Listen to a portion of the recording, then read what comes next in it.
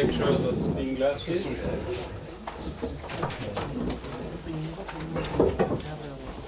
We were discussing a spin glass on, for instance, on a random regular network, and we found out that there was a description in terms of local fields, hi to j, and basically there was a recursion relation that tells me that if I look at the influence of I upon j in the absence of the rest of the graph, that is the message hi to j. It depends on the incoming message in a well-defined way, and the update equation is the sum for k, which is in the neighborhood of I except j, of a certain function of j k I h k to I at time t. And so this gives me, I can use it as a recursion relation. I can compute a new field if I have the old ones. And I told you that, so this is, first of all, this is an algorithm. I have derived it in the case, it's exact modulo something that I don't want to discuss, but it's exact on a locally tree-like graph. And it can be used as an iterative algorithm. It's efficient and gives you, in the end you can compute the marginals, the local marginals, that is the local field in the end is the sum of the influence coming from everybody on the spin number I, and it means that the probability of Si is just e to the hi Si. So I have computed all my marginals by simple iterations of messages. What I told you is that it can also serve as a basis for an analytic study. That is, if you have this equation, you say that these fields here are samples from a certain distribution P at time t.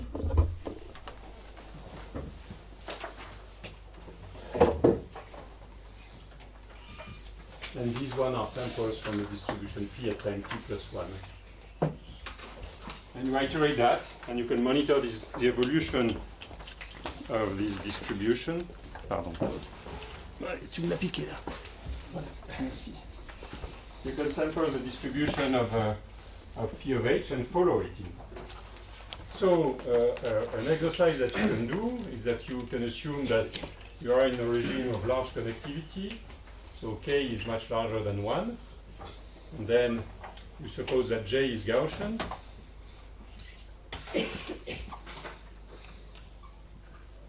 With the first moment, the mean of j, the average of j would be let's say j0 over k, and the average of j square is 1 over k. And then it happens that because you have many neighbors coming here, or in the case where there are many neighbors, then the distribution of H becomes Gaussian, and you can follow the two moments of the distribution of H. And you can write the equations for the two moments, and you get this update equation that I write. I wrote it yesterday.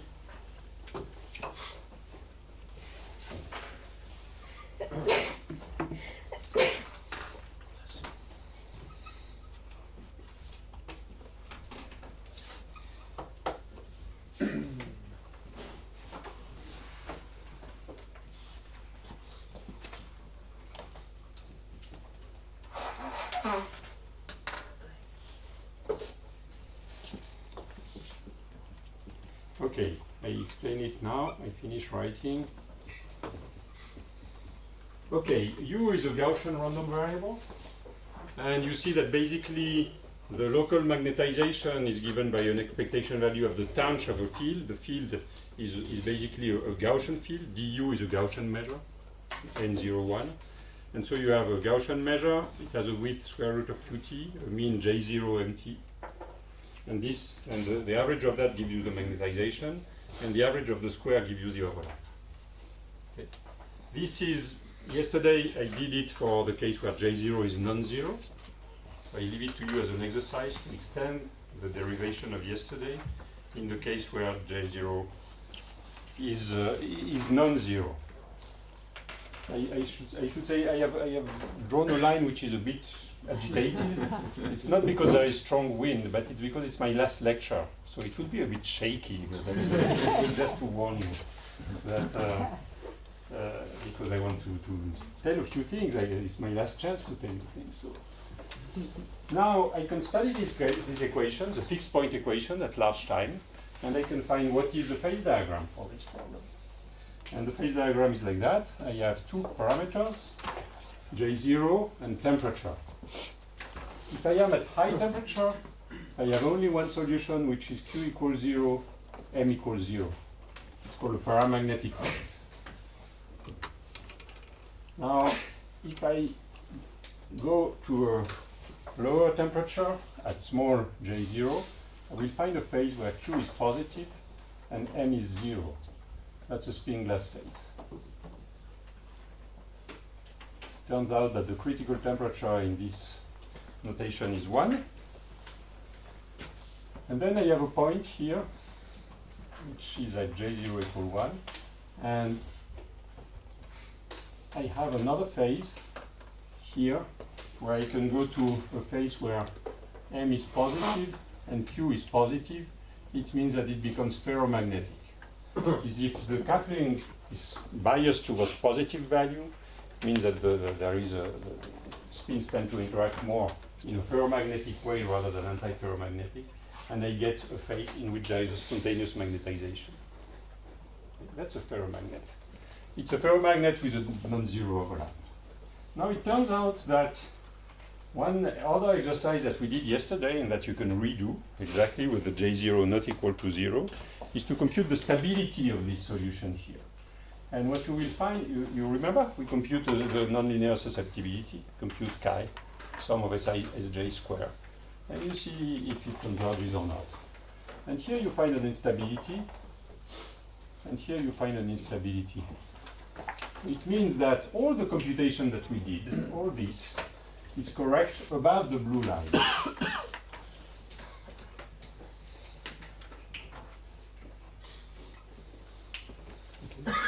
Below the blue line, it's not correct. It's not correct because the situation is much harder. It is, you get into the spin glass phase, and the basic assumption that we were doing, which was the fact that there were uncorrelated inputs, is no longer correct.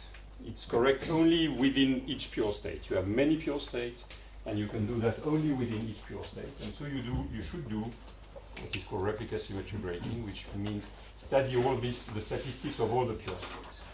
So that's another world. I will not study it because it's too complicated. Okay, this I want to keep, and is it okay for you? That's just a kind of exercise on what we did yesterday, that you can extend it.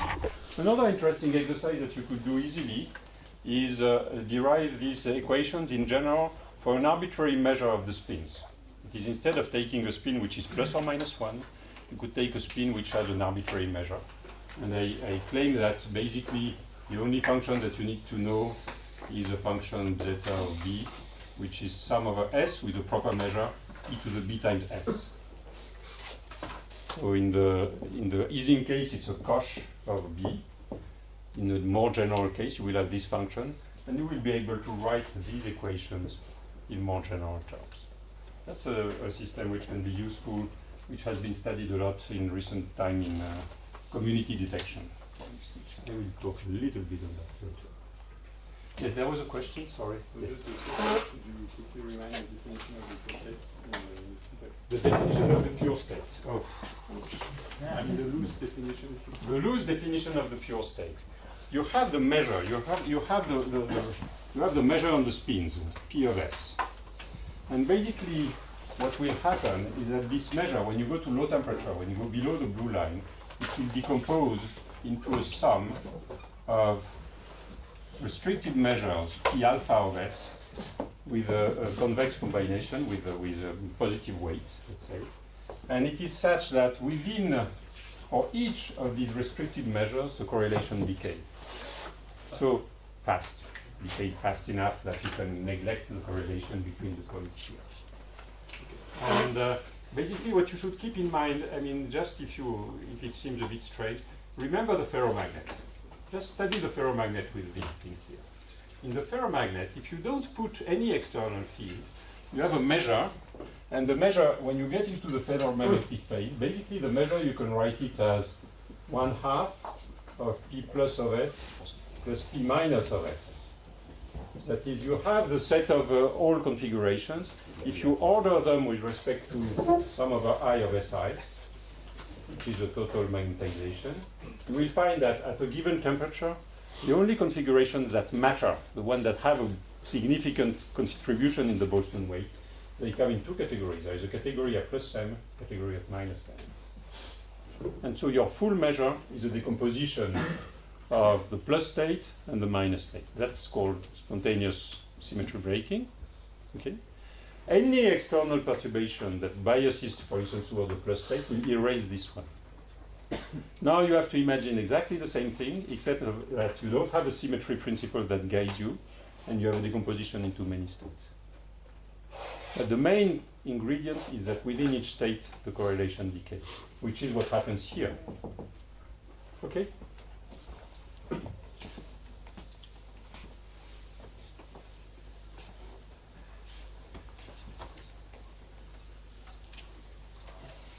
Okay, I promised I would say a few words on replicas. I think I even promised 10 minutes.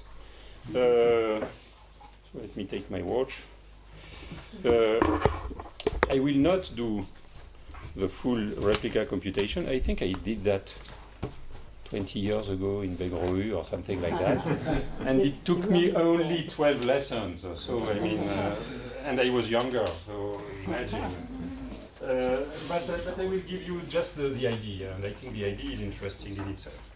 So we have a disordered system. We have a spin glass. The spin glass is a set of spin configurations. So we have n spins, and we have an energy function which depends on the coupling constants and the spins. For instance, this could be minus some Jij SISJ.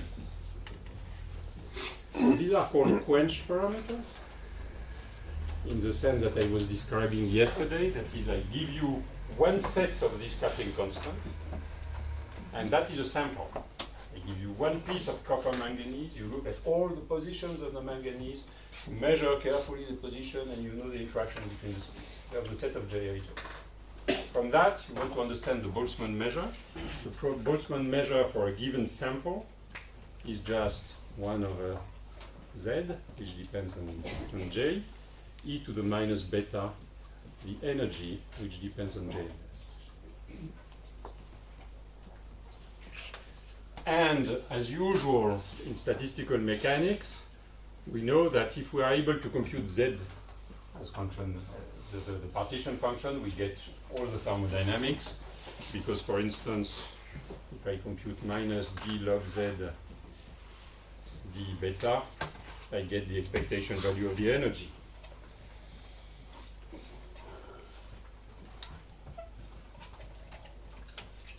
If I compute minus 1 over beta log Z, I get the free energy. If I have the free energy and I have the internal energy, which is this, then I can get the entropy. Once I have the entropy, I have all the thermodynamics. I know everything. I can compute the specific heat, etc., etc. So computing Z is a go. Now there is a small problem, which, okay, let me erase that. We draw it later.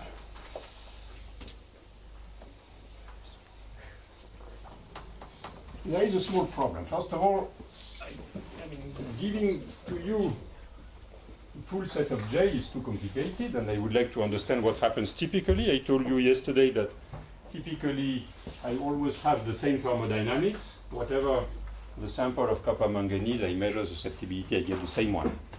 It means that basically these quantities, they do not fluctuate much. So what will happen is that really the Z, the partition function, it behaves like e to the minus beta n times the free energy density. Partition function is always something of order e to the n, because it's the basic object is a sum of 2 to the n configurations. Sorry, I have not written the definition of z, but z is the normalization constant, so it is the sum of s, e to the minus beta, e of j and s. So sum of a 2 to the n term, and the energy is of order n. So you see that it has a tendency to be exponentially large in n, or maybe exponentially small. I define it like that, and this is the free energy density.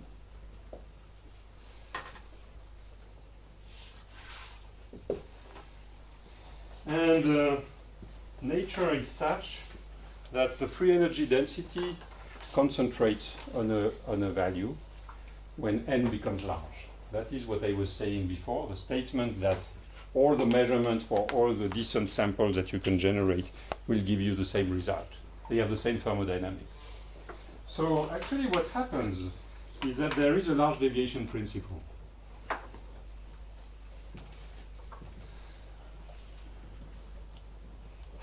That is, if you look at the probability that the free energy has a certain value,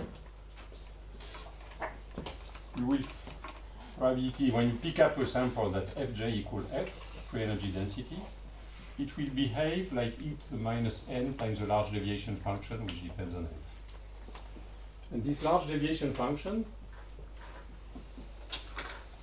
should have a maximum somewhere at a certain value f star. And this value f star, it basically tells you that almost all samples, when you draw them at random, they will have the same energy density, which is f star. And the rest is bad luck, but you never see it. Okay? So, is that clear? So that's just clear that the samples you talk about J. Sorry? Samples of J. Samples of J. A sample is a set of J. I draw the J at random. That's a sample. Okay?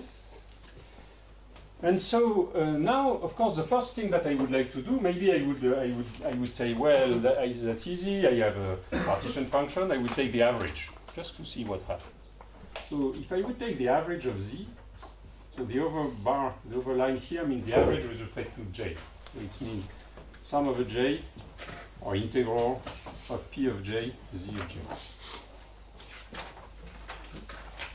Well, that will be clearly an integral over f e to the minus beta nf minus ni of f.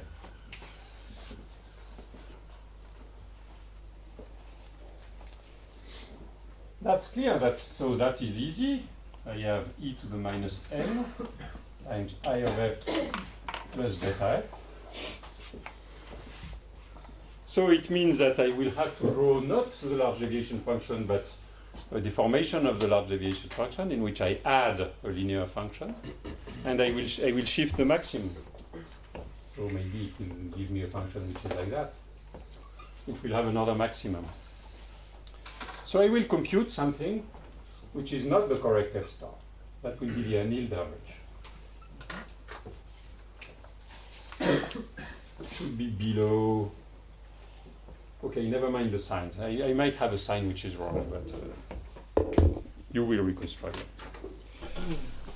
In any case, what is clear is that you cannot do it correctly this way. That's called annealed average. People use it as a first guess because in general this object is relatively easy to compute.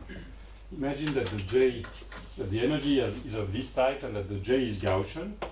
Well, then you just, for each pair ij, you have a factor e to the jij SISJ. You compute the average over SISJ. It's very easy. And then the final sum over SI, you do it in 2 lines. So doing the annealed average is very easy, and it's some normal reaction of the physicists to start with the easy things. Now, the point is that you want to compute the correct f star. And so in order to compute the correct f star, the real thing that you could do is instead of computing it this way, you could compute the nth power of z. The expectation of the nth power of z. And that will give you an extra factor n. And you see that now, of course, I am still perturbing slightly my function I of f. But if I am smart enough, I can take n very small. If I can take n very small, I will have a very little perturbation. So the idea is to approach this problem by taking this computation and doing in the end the limit of n going to 0. And then it is clear that you will have the correct value of the quenched free energy. Quenched is the F star. It means quenched, it means that I give you the sample and you have to compute the free energy, and it's always equal to F star, so you need to compute the F star. Annealed is the case where you are doing with n equal 1, basically you are considering that the J are variables that are updated on the same footing as the spins.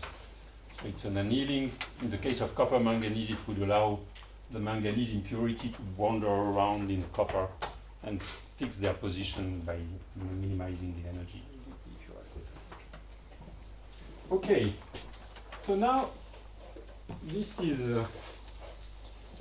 the idea, and it turns out that z to the n here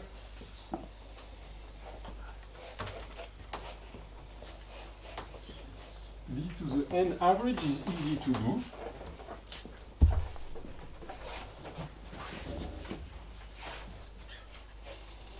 It is a sum.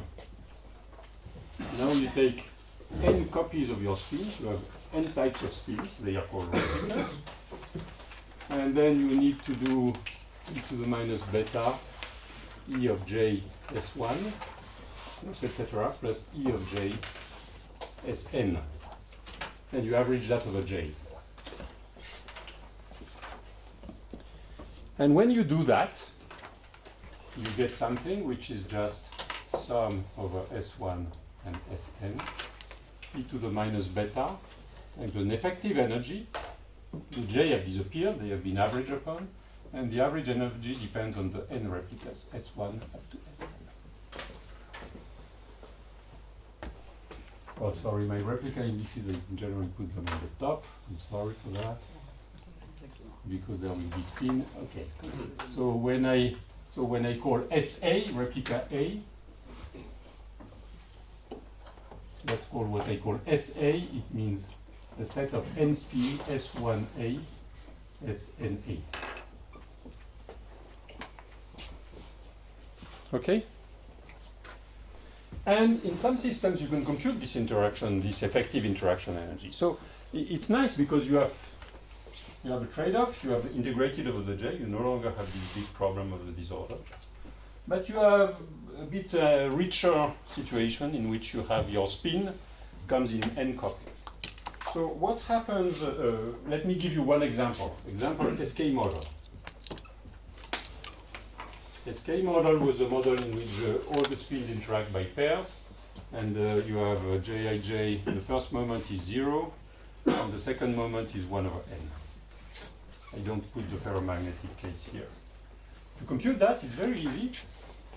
2 lines of computation, you find the effective energy, it's minus beta over 4n, sum over A and B, sum over I of SISB, SIA, SIB squared.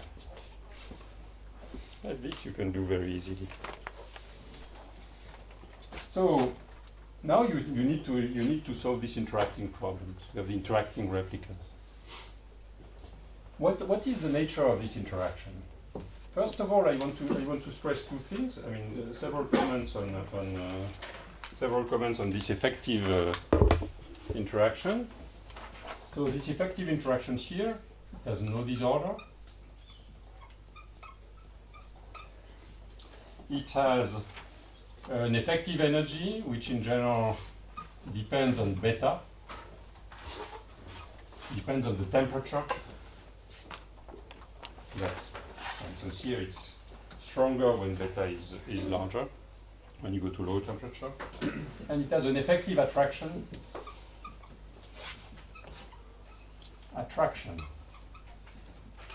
between replicas. where does this attraction come from? Well, and this attraction is stronger when you go to lower temperature. Basically, it's because when you go to lower temperature, the measure is concentrating on low energy configuration. And all the replicas, they feel this measure for a given J. Imagine that you are at very low temperature and you have one very well-defined ground state. All the replicas, they will tend to be in this same ground state. Maybe it's not as caricatural as that, maybe there are several low-lying states and so on, but they will all tend to be attracted to the same zone of the phase space. So they are, in effect, this is translated into an attraction. This has been also, the same kind of idea can be used in many other systems like structural glasses, for instance. So, if you want to move on with the scale model, for instance, then the thing that you will do is that you can, from there on, you can introduce the overlap function between replica, which is defined as the dot product, replica A and replica B, how close they are. It's a very natural object because every neuron can do that. So you can take a neuron that computes that for every pair of replicas. And then you put that into this expression here, and you find that d to the n average is equal to an integral over all the possible values of this overlap matrix of e to the n s of q minus, okay, I'm not sure of the factors, but you will check the factors.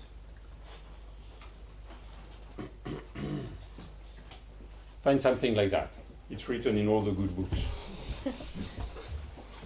What did I do here? I basically changed variable. I noticed that my effective interaction, it depends only on these overlaps.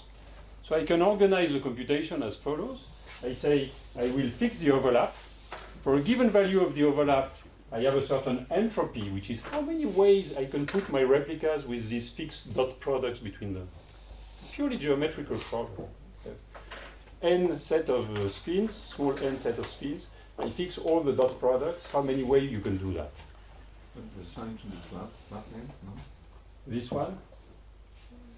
Yes. The energy. Yes, the energies. Yes. Absolutely. And then you just have to compute. Now the problem is that the space of these matrices, it's complicated a priori because you still have n copies and so on, and you would like to be able to do that for any value of n, so that in the end you can do the limit when n goes to 0. And so there is one case which is easy. You could say, let's look at the replica symmetric ansatz.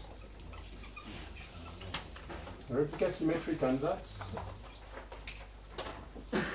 is the following. You just assume that QAB is equal, by definition, QAB is equal to 1 for A equal B, is equal to Q for A different from B. Why is it tempting to look at I should say, there is a saddle point method here. Yeah, I mean, you have e to the n times a function of q. You would like to maximize this function. So you just see where could the maximum be. And there is one extra thing that I had not noticed on my list, which is very important, which is the most important actually, which is that there is a symmetry by permutation.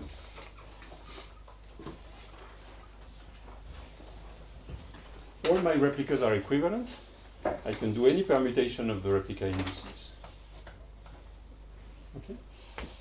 And so, because this object that I want to maximize here, it has this permutation symmetry. So it means that this object here, if I write it as e to the n g of q, I can do a permutation of q. Q pi ab is equal to q pi of a pi of b. Any permutation. G of q pi is equal to g of q. I have this symmetry. I can look at, and so the natural thing the first thing when you look at the maximum at the saddle point of this object is to find where it is symmetric. Okay. That's the replica symmetric ansatz. You do that. It turns out that when you do that, it's easy to compute this piece. It's easy to compute that piece. and you get, and you just have one parameter that you have to tune. What is the value of Q? And guess what? You find that the value of Q is equal to integral of a Gaussian random variable times square of beta u square root of Q. You find back the cavity result. So from that, you get the phase diagram that I was telling you before. You can redo it. You can redo it for non-zero J naught, for a biased ferromagnetic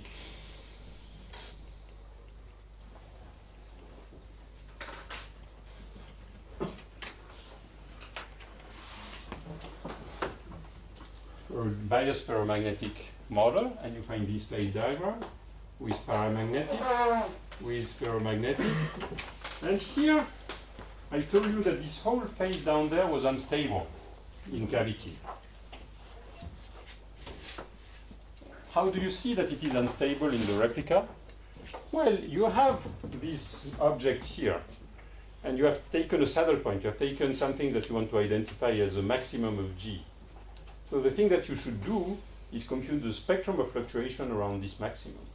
So you have to compute d2G, dQAB, dQCD at the saddle point.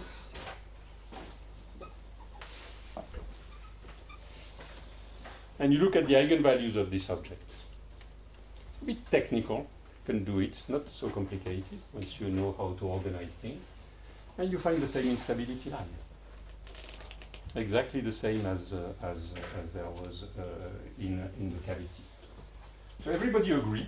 It means that we have solved the problem here and there, and we have not solved here below, not fully. In cavity, we understand why we have not solved it, because it means that it's because we have many states, and that the states, and they should restrict the measure within each state in order to have clustering, the decay of correlation at large distance, which is at the basis of the cavity method. In the replica, it's a bit more mysterious. It tells you that when you are at t less than tc, you have to do something else.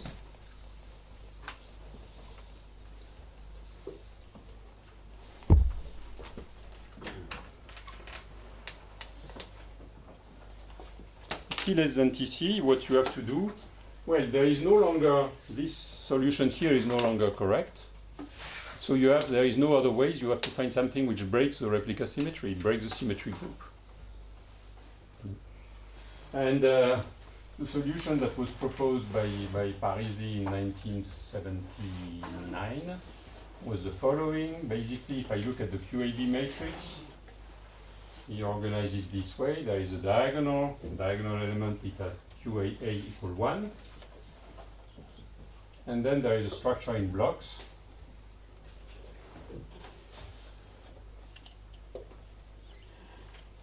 And the blocks have a size m. And you say that QAB is equal to Q1 within the same block, and Q0 when you are not in the diagonal block.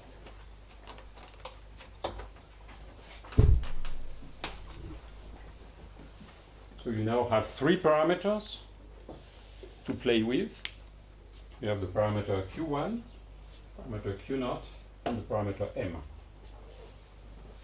You do the computation, you turn the crank, and so on. And in the end, you get a free energy that depends on these three parameters, and you get the saddle point equation. And that is a solution that is called one-step replica symmetry breaking. In some systems, it gives you the full solution, and these are the discontinuous systems that I was saying before in my phenomenology. If you go to the SK, it's the worst case ever. That is, you have to iterate this construction hierarchically. That is, you have to take a diagonal block, rebuild some smaller diagonal block inside the diagonal, and so on and so forth. Much more complicated, to infinity actually. Yes. How do they set the size of the block, the M? Sorry? How do you pick the size of M? Is that also solved? Okay. Many questions I will not answer. You choose the size of M. No, I mean, one simple thing is that you look at G. You look at G for Q1 RSB, and that's a function that depends on Q0, Q1, and M. And you optimize. You do GG, you look at the saddle point as function of Q0, Q1, and M. The only small trick that I'm putting, really the dirt that I'm putting under the carpet, is the fact that in all these games, you are never, the sign is wrong. Because when I was saying you have this function e to the n g of q, and what you should do is maximize the g of q. That's what everybody would do. Instead, when you go to small n, you don't really, it's a small trick that I have put under the carpet. The value of n here, it should be taken to 0 in the computation. It turns out that if you do the computation correctly, for n larger than 1, you have to maximize the g, but for n smaller than 1, you have to minimize the g. So the intuition on the signs is no longer correct. And that's because you start to have negative number of variables. The QAB, it's a number of variables which is n minus 1 over 2. So when n becomes smaller than 1, the number of variables becomes negative. And all your intuition is upside down. So the thing that you wanted to maximize, you have to minimize. You could do something just to get an idea of that. You could do the simple I put it in the wave here. Deep in the wave. Imagine that you want to compute this interval here. Maybe something like that, of a QAB, a Gaussian integral of a QAB. You want to do it by saddle point. Minimize the thing. And you look at the replica symmetric guy. And then you will find that you have, instead of minimizing, you have to maximize when n is smaller than 1, just because of this effect that I was saying here. So there are a lot of things that are hidden there. It's a beautiful method. It's very well defined, but it's incredible that in the last more than 30 years now, it has not, nearly 40 years, there has not been much progress made on the replica method itself.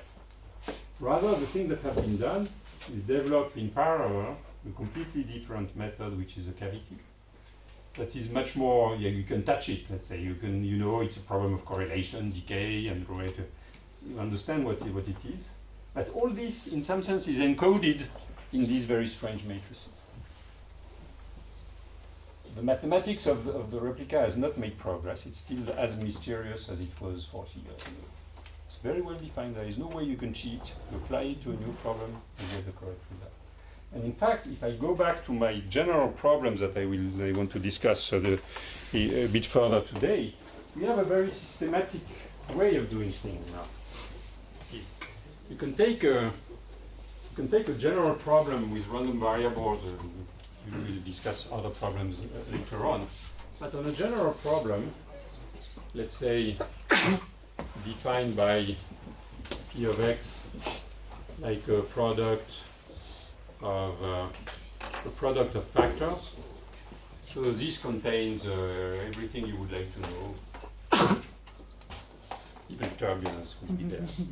I was thinking even turbulence would be there. But in this general problem, there are some cases in which you can, if the interaction graph is such that you have this property of local tree-like, or, for instance, in SK it's not true because SK is fully connected. So if I look at the interaction between I and J, it comes from all the other spins, but all the other spins are connected within each other. So you would say SK is very bad from this point of view. It turns out it is not. Just because the correlation between 2 points in SK, between this guy and this guy, is very small. It's over the 1 over square root of n. But the scaling of the interaction will go on. That's a parenthesis. So for the general problem, what you can do is you can write the BP equations. The BP equations, they are mean-field equations, and they can give you an algorithm. Exactly this algorithm that I had here for spin glasses. And that's nice. It's a polynomial algorithm and so on. It solves all the questions that you want. It gives you the local marginal, it gives you the internal energy, the free energy, everything, just like that. Now, you can do the statistical analysis of the BP equations, and that will give you the phase diagram. It will tell you, oh, these messages, maybe they are Gaussian distributed, they can compute the width, etc. And get the phase diagram, exactly as we did in SK. And you can do the replicas if you are educated in replicas. And the replicas will give you the same phase diagram and the same equation. It's a good check. I like to do the two of them.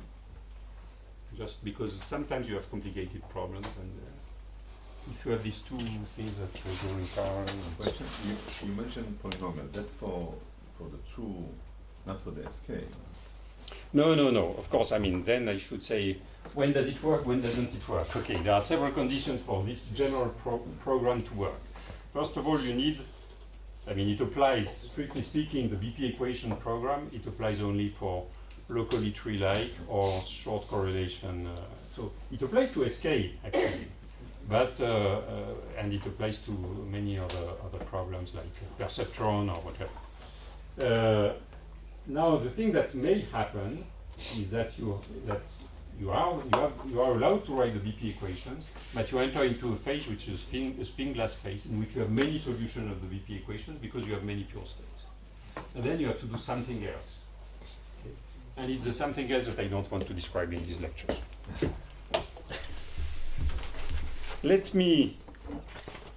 I will explain you why now I don't want to do it in the lectures.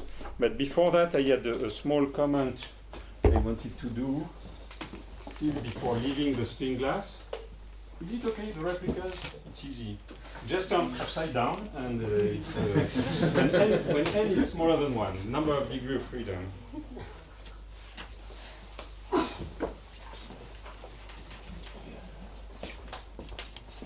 Yeah, I have a small remark on this guy here. So imagine that I am in a large connectivity system, so the J are over the 1 over K, and K is much larger than 1. 1 over square root of K, and K is much larger than 1. Then I can expand this equation. F of JH is J, because J is very small. That was 1 over beta A times beta J times beta H. You expand it, you get J times beta H. That's easy. And so you get an equation which is Hi to J is equal to the sum of a K, different from J, Jki times beta Hk to I. These are my cavity equations, or BP. My BP equations. Sorry, you told me. These are my BP equations. Okay, now from that, there is one thing that I could do, which is go to, and then I told you Hi, the local field, it's exactly the same thing with the sum over everybody, all the neighbors.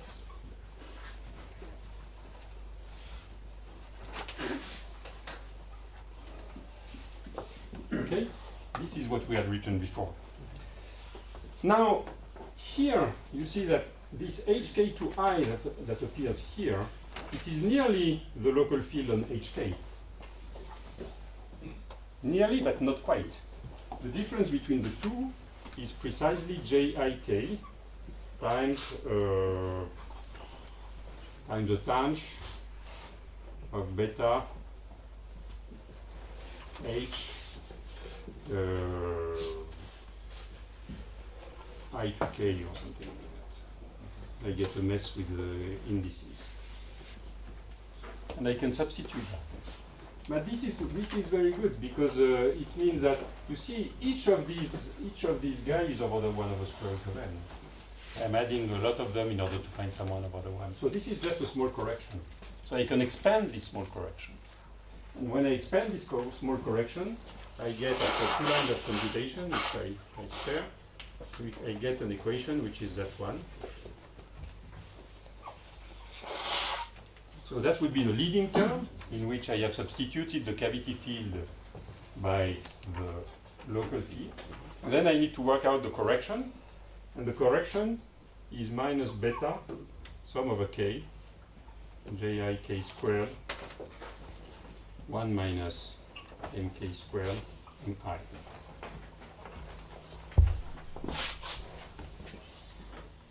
So my notation is that mi is a local magnetization, is tanh beta hi. So I get just this. This is a simple, I just take the BP equation. In the case where I have large connectivity, it means that the J are small. I notice that nearly, this guy is nearly equal to the sum of all the terms. I expand the correction, I take the leading term, and I get this. This is a very famous equation. It's due to Thouless, Anderson, and Palmer, 2 Nobel Prize winners and 3 authors. It was written in 1977, and that's very specific for the case of Schrödinger-Kirkpatrick. It's a way of expanding this guy. Now, if you do it in terms of algorithm, one thing that you could do is do carefully the time indices. Imagine that I have written that with my, I want to do it as an algorithm. So the new field at time t plus 1, the new BP field, you write it as the sum of the old ones. I redo everything in terms of the local field, and I will find that hi at time t plus 1, it's a function of the hk at time t, and this one will be at time t minus 1, and this one at time t minus 1. So I get an update rule for the local magnetization, which has some kind of memory, so t minus 1 and t minus 1. So I have a term at time t plus 1. It depends on the magnetization at time t and the magnetization at time t minus 1. And this converges. And I say it with, it converges, but it has to. It has to, because this guy I told you it converges. If you are in the nice phase, not if you go in the spin glass phase, but you go in a reasonable phase, then it converges. It's a good algorithm. This one is also a good algorithm. It's actually much faster, because instead of having n square messages, one for each edge, you have n messages. It's very, very fast. Okay? And it converges. And just to mention, to say the detour of the science, for many years, people thought that the tap equations were useless because they never converged. And it's because, stupidly enough, we, and I put myself in this we, collectively, we were using an update in which we were putting t and not t minus 1 in this thing here. Because we didn't know the belief propagation equation and the way to derive that and so on to get there. The tap equations, they have been obtained. It's interesting to read the tap paper, actually, and then you will realize that it was a kind of shaky ground. Actually, Elliot Lieb was in the group, and he didn't want to sign the paper in the end. I mean, there is a whole story of that. So it was all shaky, and it was very good. I mean, extremely smart. I mean, let me not. There is a. Can you tap the things when you put it on the web? Sorry. Good. And so these are beautiful equations, but in order to use them as algorithm, you have to put the correct time indices. The correct time indices, they arrive completely naturally when you do it from BP. But it took a few decades to understand that. So the original tap equation, I think, was also differential, continuous time. That's Tap equation? We will check. So I wonder, but anyway, I wonder if you, so you don't want to comment on reducing them to continuous, or in general, to continuous time equation? You can, but okay. Well, But I then you don't have know. the second order derivative? Yes, that's Just true. to keep track. Let me finish with this small parenthesis, just historical, for the following comment, the following remark, and it's just to update on what Chaim was describing yesterday. He was telling you that there is a nice way. Oh, sorry. Yes. Is there some kind of intuition as to why you need the t minus 1 instance to update this dth field or Oh yes, because here you see I am expanding this guy, I look at the correct, basically that's called Onsager reaction term. I mean you have the message that is sent from I to j, it depends on the messages that sent from k to I. Now if you do it locally, you get a local field, it depends on the neighbors, but the neighbors have been polarized by the same spin at the previous time. And this you should take away. That's the idea of the cavity. So you have the spin I. At time t minus 1 it yes, at time t minus 1 I polarizes a little bit k, and k feeds back on this polarization on I. And you have to take that into account, be very careful not to do double counting. And that's what is taken into account on Onsager. Now let me just one small comment on what Chaim was saying. He was saying that there is a fast way to do things to get, for instance, the phase diagram of SK. So the fast way would be in this case. We call it fast and quick and dirty trick or whatever. So a trick, just to understand that where are the two errors that compensate in some sense. That is one thing that you could do is be a bit naive and you would write the mean field equation. The mean field equation, it tells you the local field on spin I, it is just the sum over the neighbors, jki times beta hk. That's a naive mean field equation. Okay, you have spins and interact. You forget about this reaction term. Forget about the fact that you have polarized. So it is wrong, of course. But now you can do the statistical analysis of this equation. If you do the statistical analysis of this equation, you will find that Q is equal to the famous equation that we always write, is du times square beta z beta u square root of Q. So you will find the correct replica symmetric equation of Sherrington and Kirkpatrick. This step is also wrong because you are assuming independence, which is not correct. The derivation, you mean, is wrong. The equation is correct, but the derivation, Everything. derivation is wrong. The equation here is wrong, and the derivation. But the two, that's just to say how it is quick and dirty. The two mistakes compensate and give you the right result. But you see, the right result, I mean, one way of seeing it is that basically the naive equations, they are wrong in terms of the local field, the full local field, but they are right in terms of the cavity field, the field on the edge. And so basically, this thing here, when you do the correct derivation, you have this interpretation here.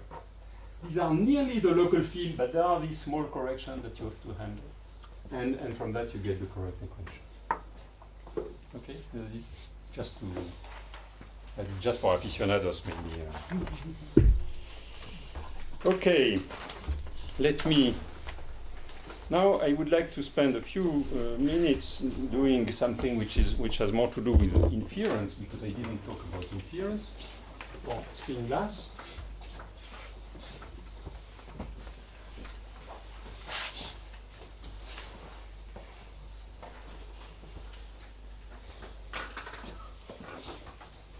I will do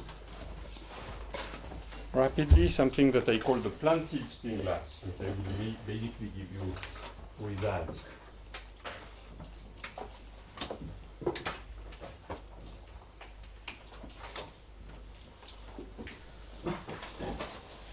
It's also called rank 1 matrix completion. Imagine that you have a bunch of spins SI star. That you know, they are a planted configuration plus or minus 1. And you will be given some information and you want to guess the value of this SI star. So that's what you would like to find. That's your signal that you would like to find. That is your crystal. Remember the crystal? And basically what you will know is, what I will give you is for each pair, ij, I will give you a number yij. And the number yij, it is generated as si star sj star over square root of n plus Gaussian norms.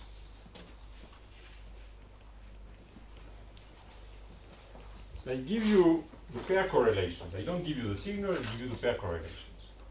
So for instance, I have two boats. There are people who are in the red boat, the people who are in the blue boat. Red boat has SI star equal 1, other one has SI star. And I would like to know, and you don't give me the boat, you don't give me the allocation in the boat, but each pair of you gives me a signal which is, my number is this thing. And because you see, I get n square numbers Yij. So it's a lot of information in order to deduce n parameters. But these numbers, they are very slightly biased in the direction of the correct value of the product SISJ. Of course, if I give you all the product SISJ, then it's easy to find the allocation in both. Apart from there is a global symmetry. I have to know one guy, let's say. I could always have the global symmetry as go to minus s.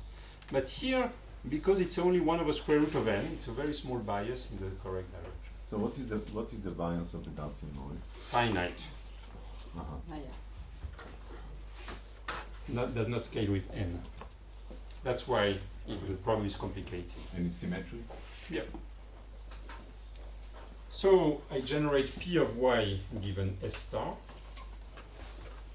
and it's a product for I less than j, e to the minus Yij squared minus Yij minus Si star Sj star over square root of n squared over 2 delta. Now I have the y, and I want to deduce s.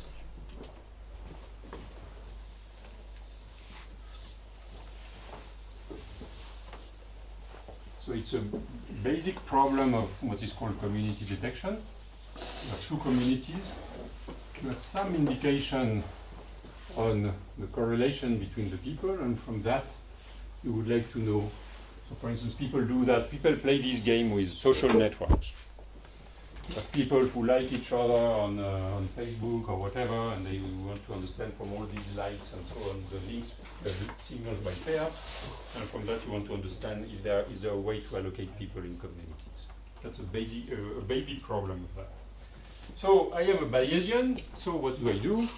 I set up a probability distribution of the S given the Y, and this probability distribution, it will be up to a normalization constant. I will have a certain prior on S times the probability of Y given S. And so I have a measure on the spins. So I will say that this is just easing. It tells me that SI is plus or minus 1. And this is what we had before. It will be e to minus.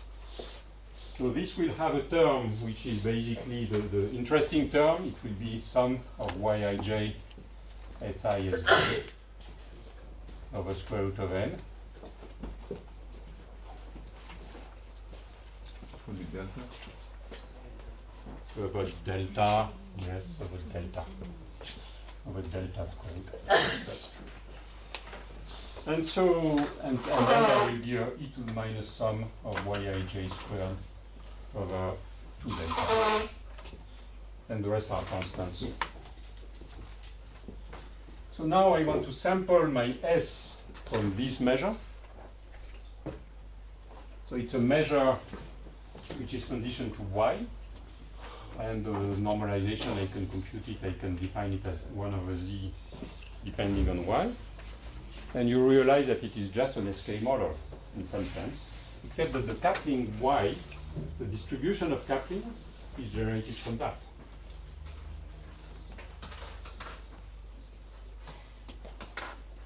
It's generated from I have somewhere a hidden configuration, which is S star, which is actually the guy that I would like to find. And with this S star, I can. Sorry, S star gives me the measure on the Y. Once I have the Y, I can define the measure here. Now you can turn the crank with that.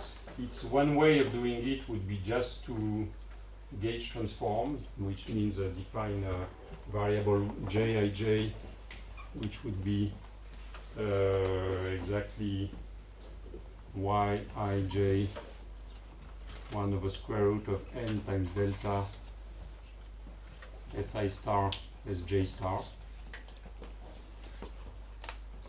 And I will find that these jij, they are Gaussian distributed with a bias, a ferromagnetic bias, order 1 over n, and governed by delta. And here I get the usual SK measure.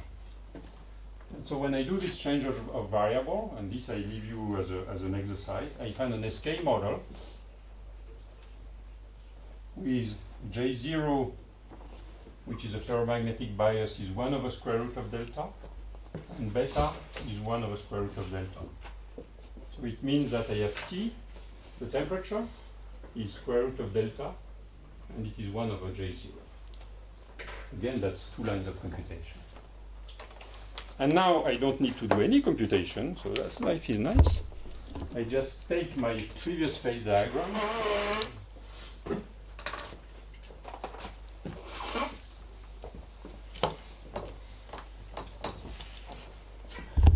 I had this phase diagram for the SK model, and that was temperature, and that was J naught. I had temperature equal 1 is a critical temperature. It goes from paramagnetic to spin glass. J0 equal 1. Here I had the onset of ferromagnetic interaction, and here I had the spin glass, so this is a ferromagnetic plus spin glass. And that was the instability. So that's the bad region where I need all the stuff of replica symmetry breaking and turning the head upside down and so on. But now I have just to look at where is the line T equal 1 over J naught. And this line, it is a line that is just like that. It's a parabola that goes here. So it is very nice because it's a parabola which never enters the bad world of spin glass. Hyperbole. They say what? Oh, no, it's a hyperbole. Okay. 1 over x. And it never enters the bad world. It says either in the paramagnetic or in the nice ferromagnetic phase. Okay? And so from that, I can immediately deduce what happens. That is, when I have J0, which is small. J0 small means that delta is large, and delta is large means that I have a lot of noise. If I have very noisy and paramagnetic, it means that I'm not able to recover the signal. When I cross this point, I got into the ferromagnetic phase. It means that I have the spontaneous value of Si becomes non-zero. It's polarized. In the new gauge, it's polarized in the +1 direction. But when I gauge back, I find that it is something which is okay. I develop a finite overlap between the spontaneous magnetization of the spins and the SI star. So I get a final projection towards the stored pattern. I get some information, not a full information, but I get some information about the distribution into classes, into the two communities. So it is good because I have a problem in which I have understood the phase transition. I know the critical value of the noise is given by this point here. I know that it doesn't go into the bad world. So I have my algorithms, and my algorithms, they just work. I can use the BP algorithm. If I want to go faster, I can use the TAP algorithm. All this works very well. It gives you just like that the result for the set of communities.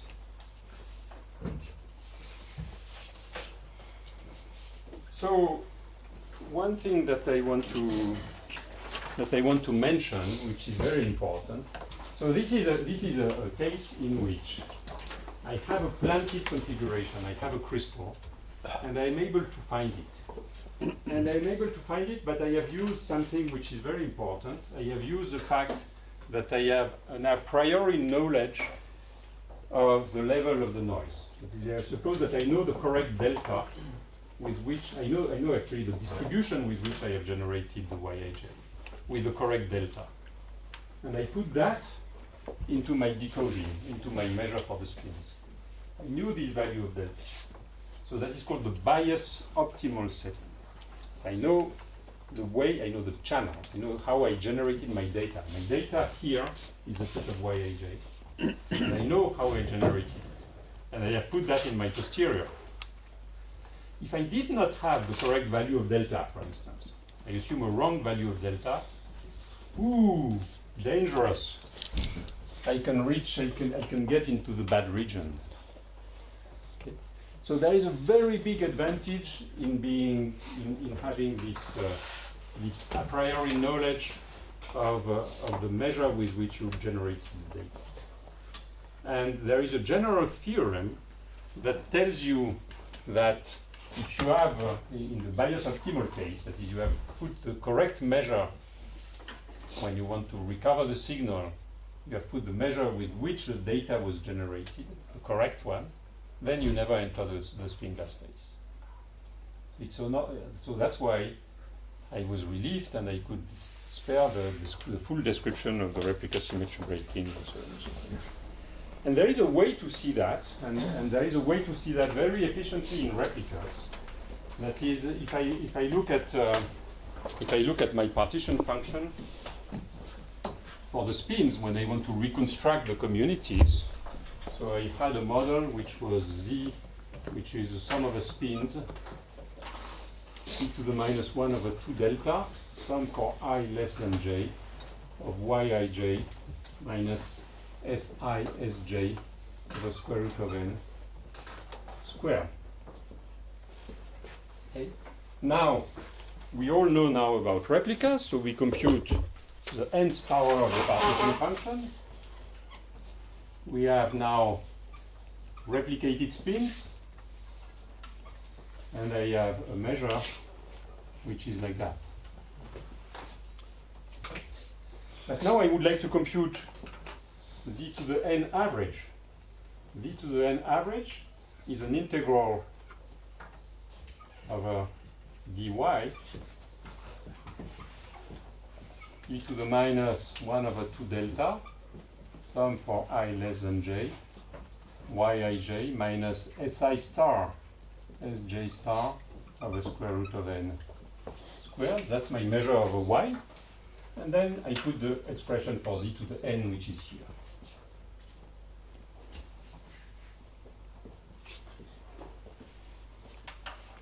But now look, there is something which is very nice in this measure.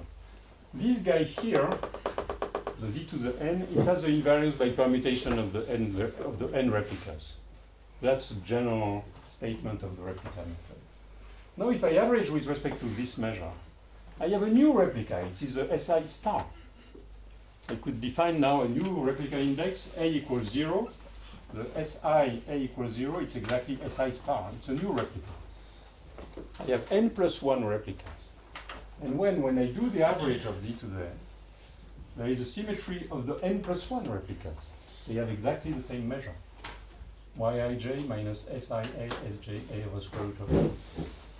So my symmetry group, which was Sn, has been extended to Sn plus 1. You're averaging also of S star. I am averaging, oh yes, there is, sorry, you are absolutely right. The measure is the measure in which I average also of S star. I generate a configuration that I want to memorize. From this configuration, I generate the y's. And having the y's, I can set up my measure for trying to find the spins. With the nth power of the measure, then I do the quenched average. It has an extended symmetry group, which is Sn plus 1. From this extended symmetry group, you can derive immediately something which is very nice. That, for instance, if you take the overlap, 1 over n, sum over I of the expectation value of Si squared, average over disorder.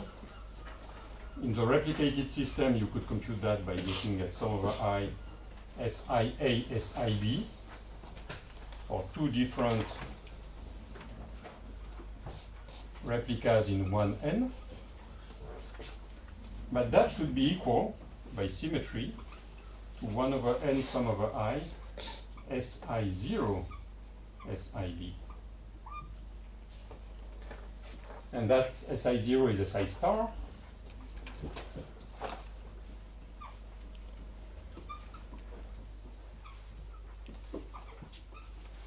And that's the projection of the spin on the configuration that you are seeking, which is called the magnetization. So you get a statement just using the symmetry group.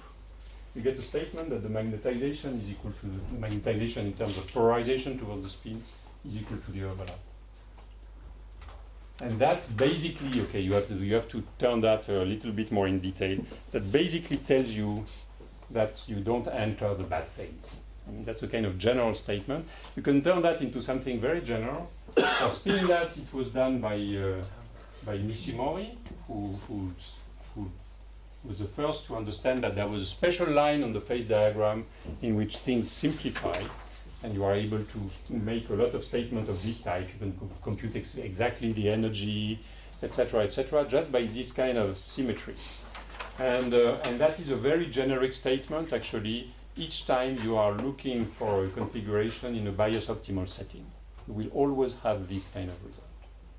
So from this point of view, it would seem that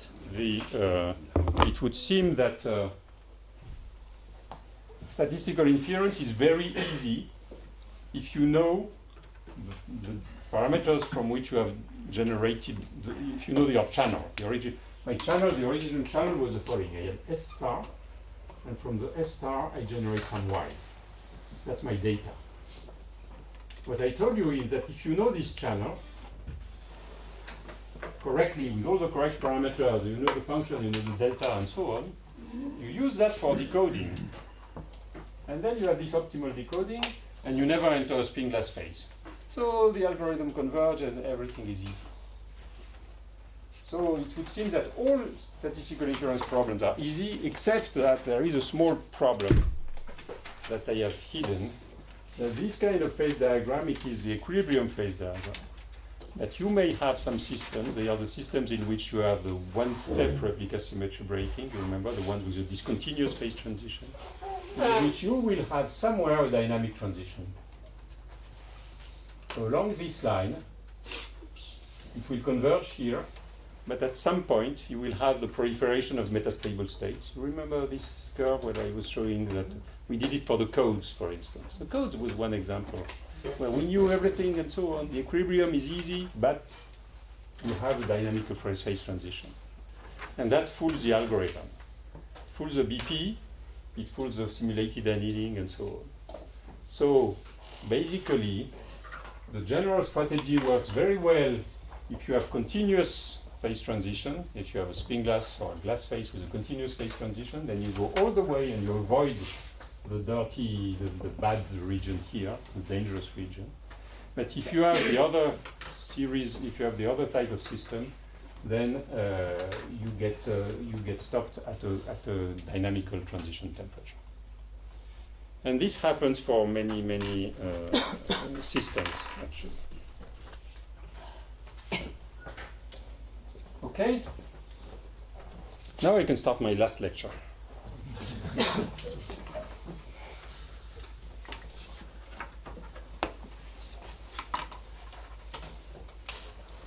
Now I think it's very easy because you have understood everything. So I can just give you applications of this whole strategy.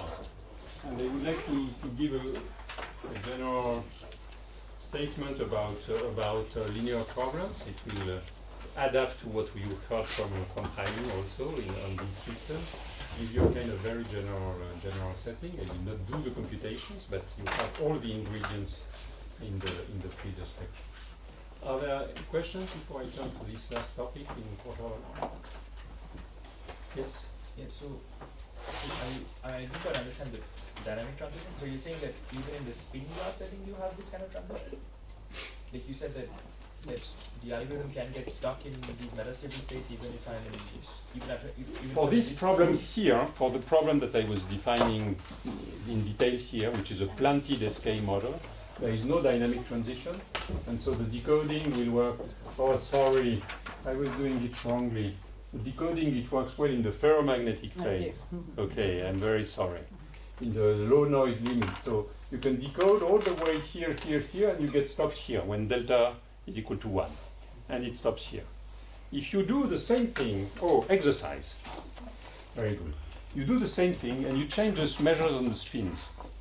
Instead of taking SI, which was, I was using easing spins. So it means that SI was, with probability 1/2, it was 1. And probability 1/2, it was -1. Okay, that was my measure. Change it a little bit. You say that with probability P/2, it's 1. P/2, it's -1. And probability 1 minus P, it's 0. Then, this small change, you can redo everything. You do the SK model, you find a new function Q equal average of tanh square. It's no longer average of tanh square, it's another function that comes in here. It's easy to compute. You have all the ingredients to do that. And then you will find that at some point there is a dynamic transition. So it becomes much more complicated. And you can run the BP equations and find that at some point they collapse and they stop converging and they stop giving you the right result, but they stop at a moment which is before the static phase transition. Might be that Florent will come, I think. Yes. It might be that Florent will talk on that to ask me kindly.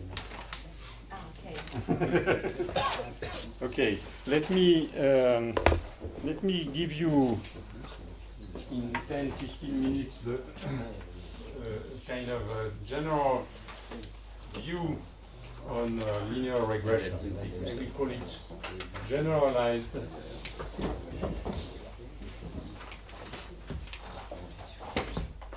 linear regression.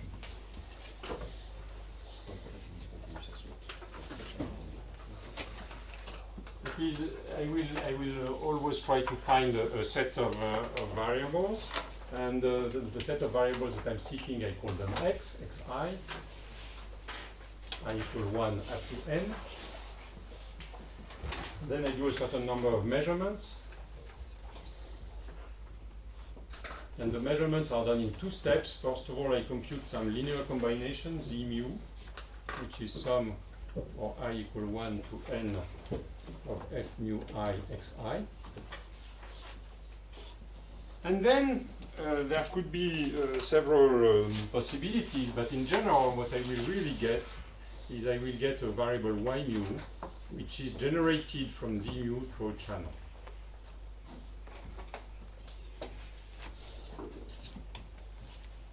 So I have a certain probability distribution of y mu given z mu. So for instance, it could be that y mu is z mu plus noise with a certain distribution of the noise, Gaussian noise. So this setup, it encompasses a lot of the, and you know, and I should say, okay, you know all the, you are supposed to know the set of z mu's and the set of measurement, f mu I, the measurement matrix, and from that you will, no, not z mu, y mu, and measurement matrix, and you would like to reconstruct xi. Okay? So many problems can be cast into this general form. You have the problem of linear regression in general. So Chaim was talking about linear regression in the lecture of, I don't remember when. And in linear regression, basically what you will like to find is to minimize 1/2 of the sum of a mu of z mu minus sum of a I f mu I xi squared, and maybe you will have some regularization. And this will be y or?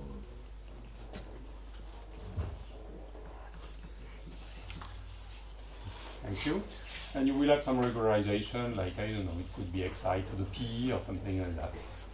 xi squared is the thing that you were using, but you can do a lasso analysis in which you will take the absolute value of xi as regularization.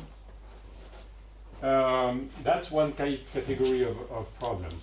There is a category of problem which is perceptron learning, which would be exactly of this type also, in which the y mu, for instance, could be the sine of z mu, or it could be a noisy version of sine of z mu.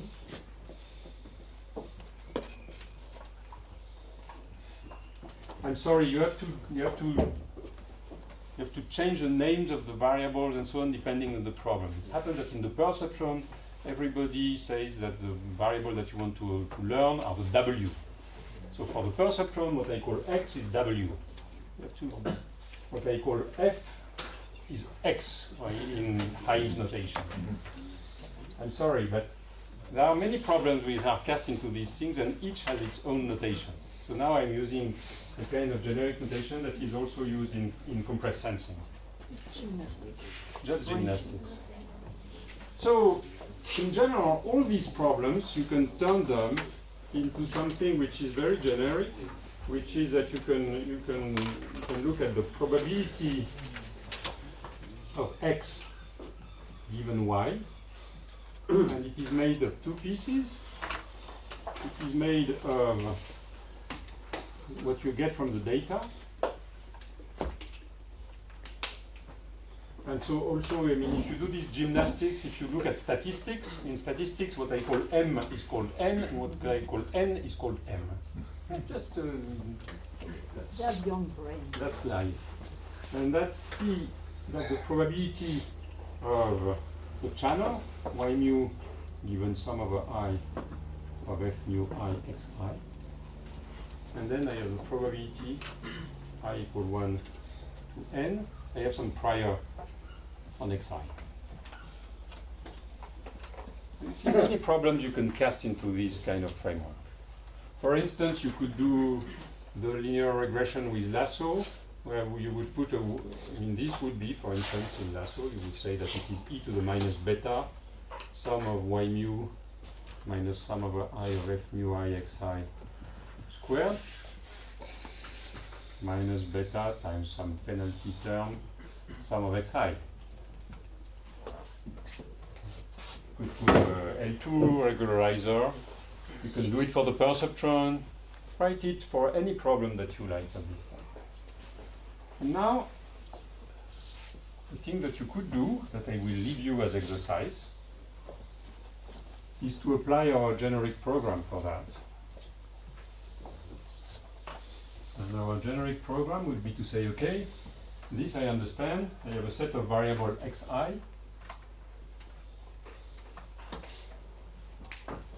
I have a set of constraints, which are the mu, or the measurements. Each constraint, maybe it will connect all the variables, maybe not.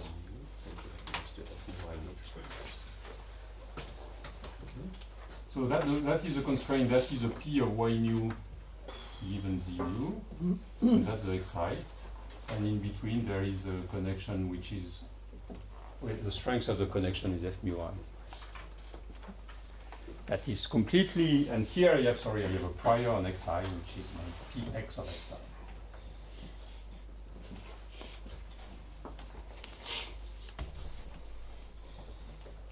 You can write the BP equations. The BP equation, they will be written in terms of messages. There will be a message going from I to mu. It's a function of xi. And a message going from mu to I, which is also a function of xi. I leave it to you to write the equations. They are just 2 lines. I mean, you just read them, basically, from what we did yesterday. And then the first task would be to find an algorithm. So to use it as an algorithm. So that's a bit weird, because these are probability distributions. So the message itself is a probability distribution. So on each edge of the pactograph here, you would like something which is a probability distribution of a real variable xi. Okay. So, okay, you could send something which is, that's my probability distribution, and the other guy receives a lot of messages like that. He does a computation, and he sends back another one of these. it's a bit complicated.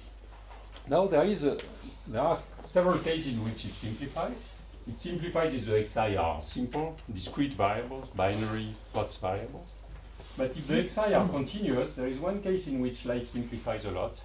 It's the case in which you have, in each measurement, you have many variables that come in. It means that you have a large degree graph. If you have a large degree graph, you write the messages, and you will not be surprised that the messages actually close on Gaussian form of the messages. They just become Gaussian. And so basically you parameterize that by a mean, which is ai to mu, and a variance, vi to mu. And you just have two numbers that you are sending, and this characterizes the m. Same thing for the m hat. So you close your message passing equation on a set of messages which is on each edge of the factor graph. There is a mean and a variance in each direction. Not such a big deal. And then you can update that, you put the right time indices, you compute the new mean, the new variance, and so on. Now you could, if you want to be faster, and if you have a large degree, you could realize that these are cavity messages and that all the messages that come on I, they are nearly the same except for a small correction. And so you could, what is called in the literature, you could tapify. Tapify, it means that you will create a mean and a variance on each variable, but then you need to put the Onsager reaction there. And here you have a very fast algorithm because the messages no longer sit on the edges, but they sit on the variable. And so you have the general program. From these guys here, you can do the cavity analysis, and you get the phase diagram. If you are an engineer, you want to be fast implementing, you tapify, and you use this as an algorithm.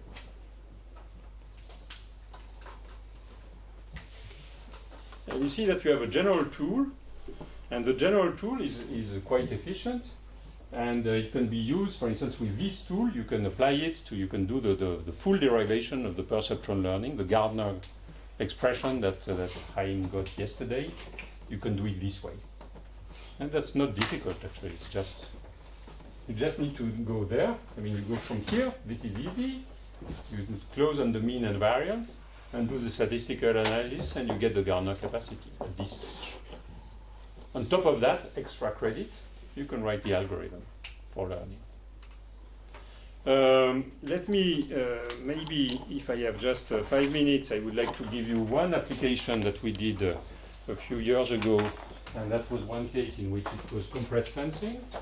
In compressed sensing, you have variables, xi, and you know, because you have followed Stefan's lecture, so you know that you should project the signal, maybe an image, you project it correctly on the wavelet, and you know that a lot of the wavelet coefficient should be small.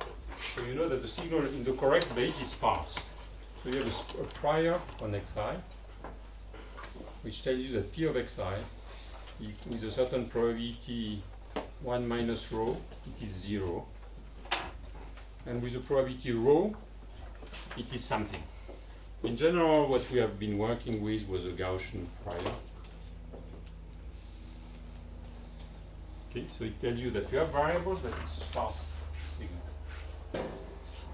You do linear measurements on this variable. Let me study the noiseless case. So you have a channel which is very easy, y mu equals z mu.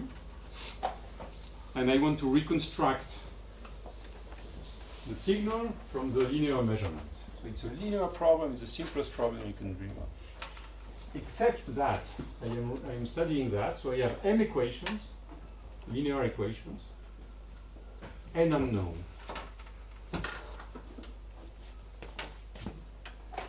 In general, it will tell me if m is larger than n, I will reconstruct the signal, otherwise there is not enough information.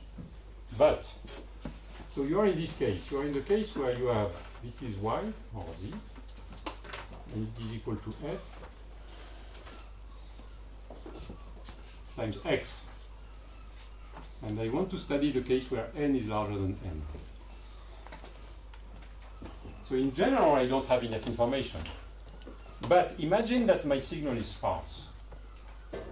Imagine that I know that there is a number of xi which are equal to 0. Then I claim that if the number of xi which is equal to 0, if the number of, what do I need? I need that if the number of xi which are different from 0, let me call that r. What I claim is that if the number of measurements is larger than r, I can find the solution. So that is m, that is m times n, that is n. And I consider a sparse signal, and what I claim is that in the case where r, the signal is sparse enough that it does not have too many non-zero variables, I have a way to reconstruct the signal. How do I do that? I guess. For instance, my first guess will be to say, well, let me imagine that x1, x2, etc. are 0. I imagine that this is 0. And I look at the rest. And now, by definition, I have a number of variables here, which is r. And I have a number of equations, m, which is larger than r. So, in the general conditions case, where f are no, there is no linear dependency of the f, I have more equations than unknown. So then there are two possibilities. Either I made the right choice, and indeed, in the problem that I had defined, it turned out that the top variables here were all 0, and then I will find that I have all the equations are satisfied. Or I did a wrong choice, and then with large probability there will be contradictions. So basically what I have to do is I test all the possibilities here of putting the zeros, and I look each time I look at my system of equations. There is only one case in which there will be no contradiction, and that's the case where I can decode, I can invert the matrix. Okay? So this tells me that now I can draw a phase diagram.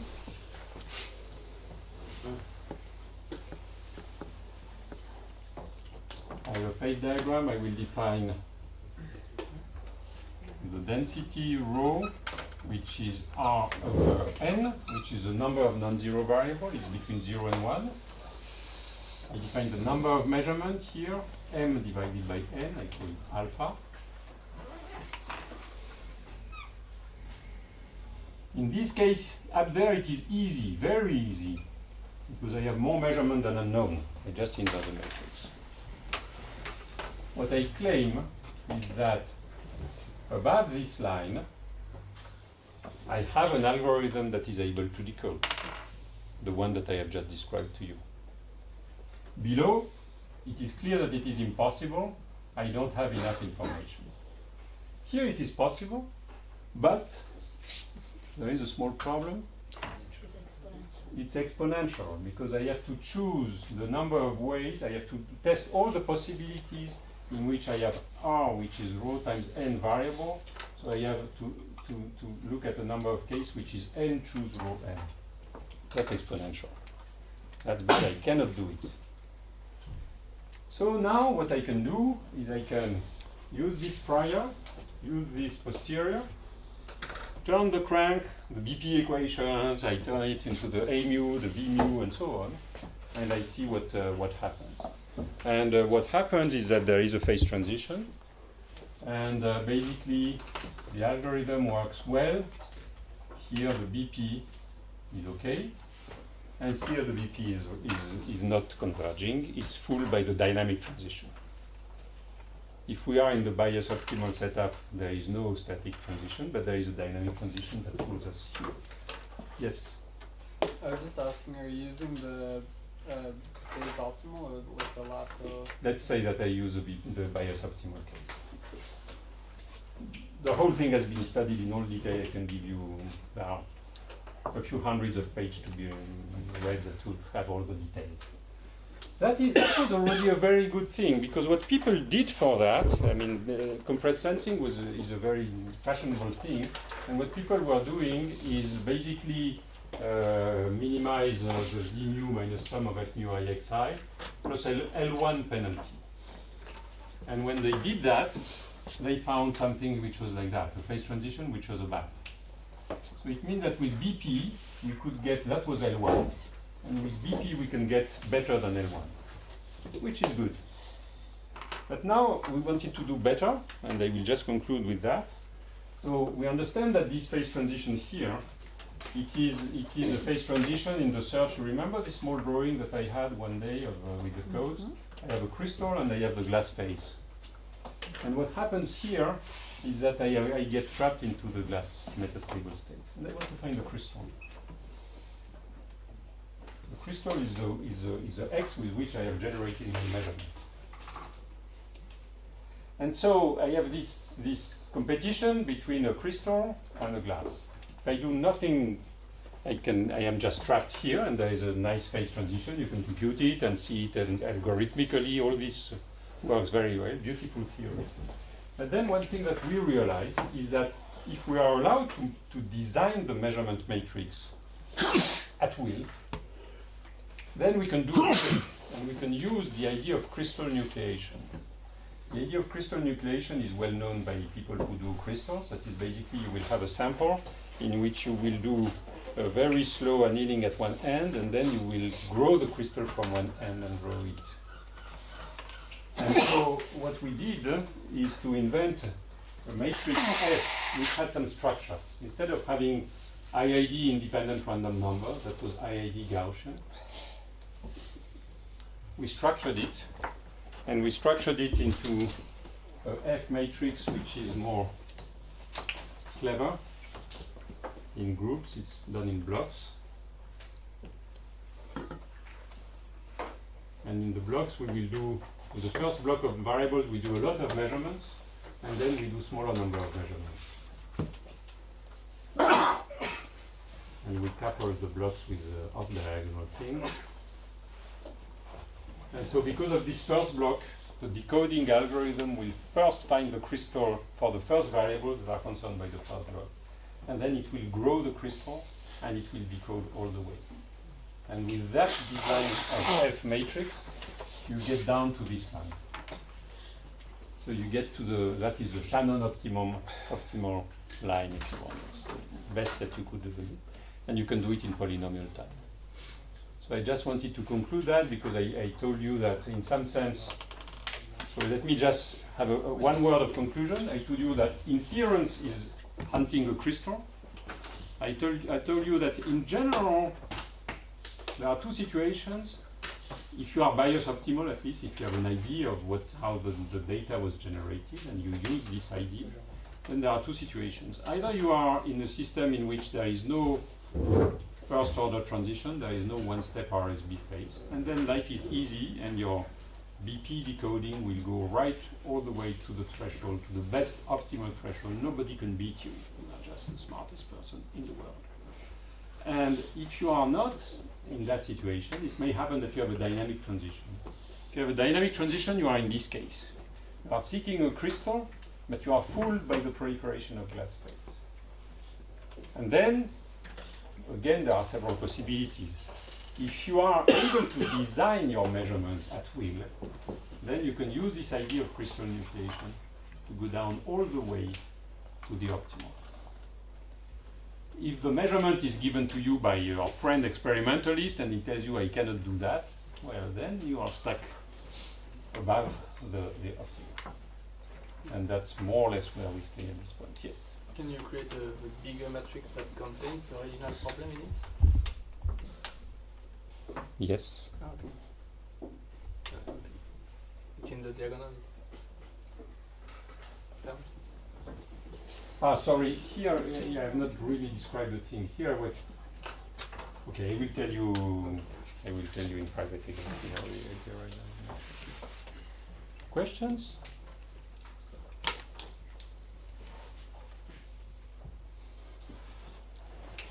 Deep in the sea.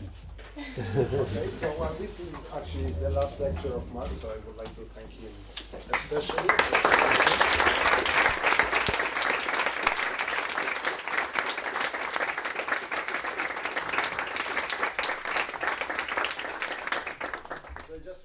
you asked yesterday how many times you came to Beg Rohu, so it's the 5th one. Thank you. But it's 3 with Claude, 2 with me, so there should be at least another one. With pleasure. Thank you very much. It means you have to go on. Huh? It means you have to go on. Yeah.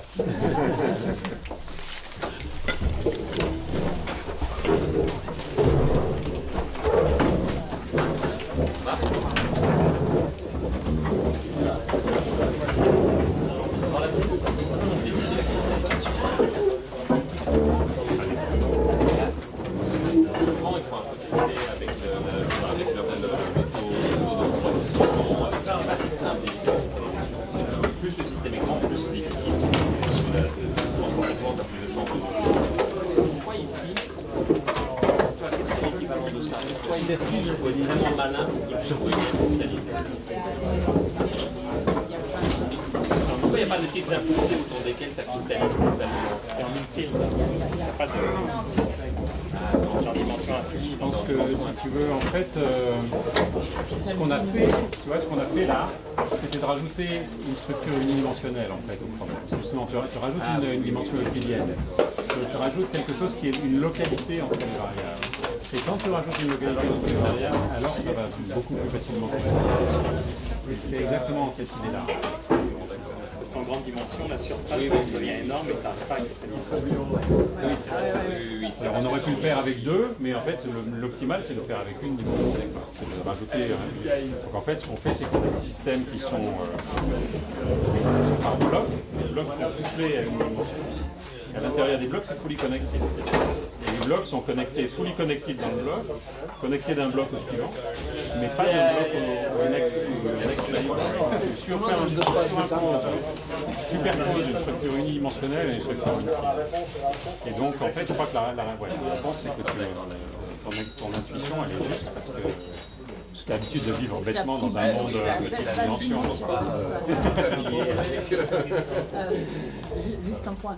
Ton general problem par rapport à la turbulence,